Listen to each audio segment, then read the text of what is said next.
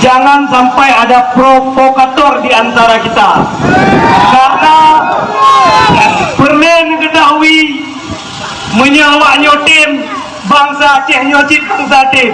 Kamu paham kan?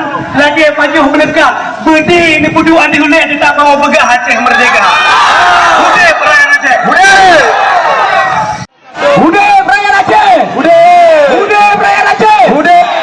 Hei pemerintah pusat, saya ingatkan kembali, Aceh bangsa pejuang, Aceh bangsa pejuang, beka pukulan kamu adikmu, ini adalah Republika Merdeka. Rakyatnya didong, Republiknya didong, negeri pengorbanan anti darah Aceh Bandung.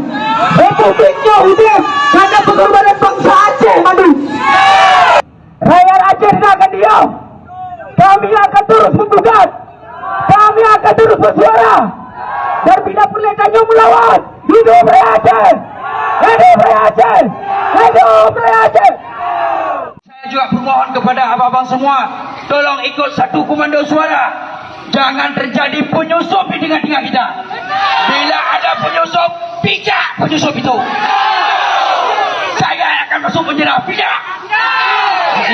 Hari ini kami masih sama-sama menganut ideologi NKRI nasionalis. Akan tetapi hari ini Bapak Presiden, saya sebagai perwakilan kecil terpanggil jiwa saya dikarenakan melihat fenomena dan dinamika yang terjadi di Aceh sangat begitu kami sayangkan. Bahkan banyak sekali kades-kades hari ini ikut donasi, ikut berpartisipasi untuk membantu saudara-saudara kami yang ada di Aceh yang tertimpa musibah.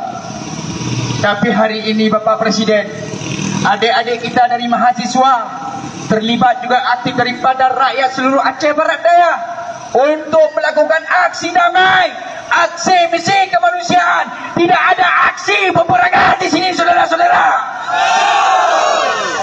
Kami hanya menuntut secara instrumen negara bahwasanya ketika rakyat korban, ketika rakyat mati, hadir Presiden untuk membantu rakyat ini.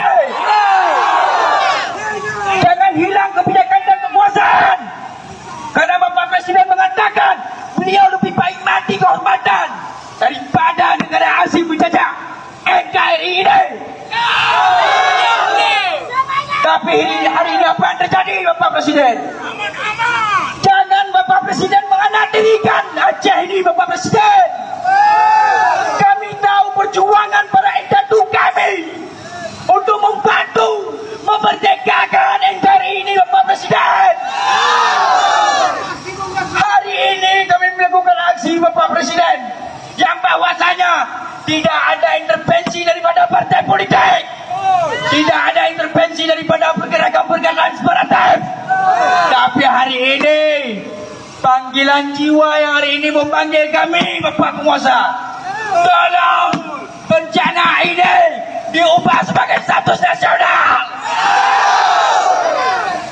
Karena gubernur kami sendiri sudah menyatakan mereka menyerah. Karena kenapa menyerah Bapak? Ibu-ibu, teman-teman sekalian, karena anggaran negara ini diatur oleh Presiden. Tidak ada hak otonom untuk mengelola. Uang negara ini diatur oleh aturan. Itu perlu kita sampaikan. Maka demikian, kami berharap penuh di mana malam jam gelap gulita abang kami aparat keamanan kepada seluruh personil polisi yang sudah dikerahkan untuk menjaga demi kondusifnya pada saat aksi yang berbahagia ini. Mungkin rasa ucapan terima kasih inilah yang kami sampaikan kepada abang-abang kami. Dan saya juga bermohon kepada abang-abang semua, tolong ikut satu komando suara. Jangan terjadi penyusup di tengah-tengah kita. Bila ada penyusup, pijak penyusup itu. Saya akan masuk penjara, pijak. Ini tidak ada anarkis. Cukup sekian dari saya. Billahi taufiq wal hidayah. Assalamualaikum warahmatullahi wabarakatuh.